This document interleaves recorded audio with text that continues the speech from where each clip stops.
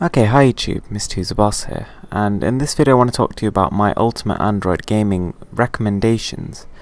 So as you can see here, I have my phone, the HTC One M8, paired with a Bluetooth controller. Now this controller is the iPega gamepad, and is more of an entry-level sort of piece of kit. I mean, it's not high-end by any means, but it's justifiable by the price point, which is about $18.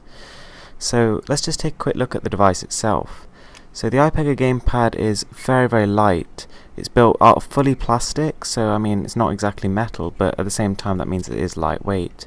It has a micro USB charging port, and some pretty comfortable controls. I mean the buttons are generally quite clicky and responsive, and they've got a nice bit of tactility and sort of leeway to them. I really don't like the start and select buttons because they're quite squishy. They're a bit like the really old Nintendo consoles, and the joysticks don't pop out, so they're quite bit tricky to move, but you do get used to it after a bit. So the way this actually works is it has like a clip on the top, and you can extend it like so, and it should snap around any phone up to about 5.5 inches in terms of screen size diagonally, so pretty much all the smartphones on the market, bar the very largest phablets. So here is the device with my HTC One M8 installed, and as you can see it fits around quite snugly, and it really doesn't feel like it's going to fall out. So the way to set it up is you go into your Bluetooth, you turn it on, and then on the actual gamepad you have to configure it in a certain way. I mean the instruction manual is really bad with this, it doesn't explain it at all. But you basically hold X and click the home button, and then it will become available to pair via Bluetooth. Once connected, it's on and off really. I mean the connection works fine, and the controls can be used to control the phone to some extent. I mean, first of all it's a bit strange because it doesn't take into account that the phone's going to be sideways during this, so I suppose if you don't have a phone that natively supports auto rotate, you're going to have a bit of a problem there. Also, the only buttons that seem to work are the navigational keys and the B button to go back. However, once you're actually in-game, everything seems to work perfectly for games that support controllers. For games that don't though, again, you're just going to have no real compatibility, and this isn't like the Nvidia Shield where you can just sort of map controls, because you can't. But anyway, this game is Beach Buggy Blitz, and you've probably seen it before. So playing with the gamepad is really nice experience. Although the joystick is small and it's it's not exactly the smoothest gliding joystick that I've ever seen, but it's definitely better than playing on a phone itself.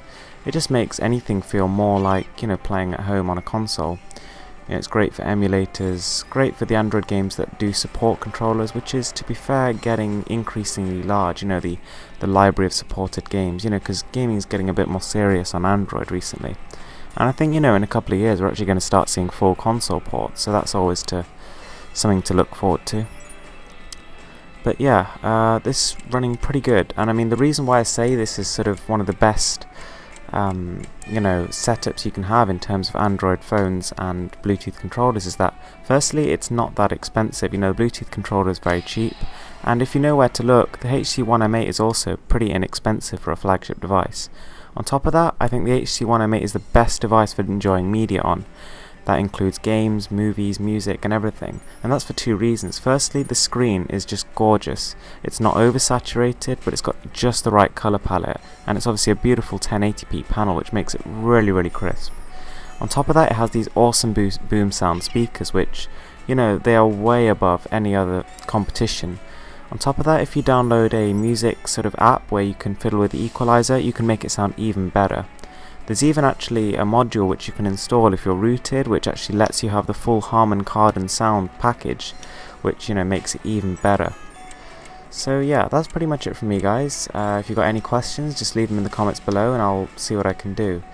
Thanks for watching, I hope you liked this video, and please subscribe for more.